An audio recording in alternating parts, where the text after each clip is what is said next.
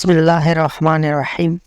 رمضان کا تیسرا عشرہ شروع، لاکھوں فرزندان اسلام آج اعتکاف بیٹھیں گے۔ رمضان المبارک کے تیسرے عشرے کا آغاز ہو گیا، جس میں جہنم سے نجات کا فرمانا اور جنت کی بشارت موجود ہے۔ آخری عشرے کی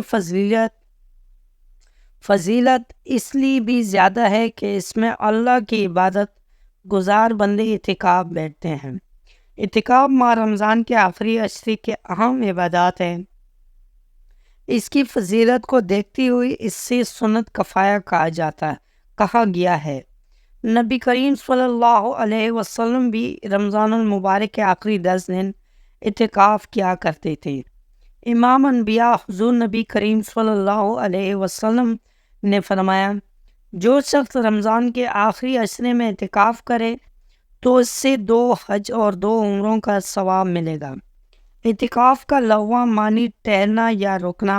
شریعت کے اصطلاح میں اعتکاف اس خاص عبادت کا نام ہے جس میں کوئی شخص اللہ کا خصوصی قرب حاصل کرنے کی نیت سے لوگوں سے الگ تھلگ مسجد یا گھر میں ایک خاص مدت کے لیے قیام کرتا ہے۔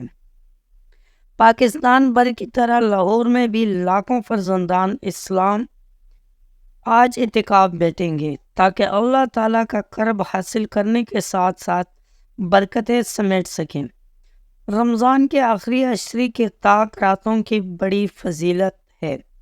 حضرت عائشہ صدیقہ رضی اللہ تعالیٰ عنہا بیان کرتی ہے، رسول اللہ نے فرمایا، لیلۃ القدر کو رمضان کے آخری 10 دنوں کی طاق راتوں میں تلاش کرو۔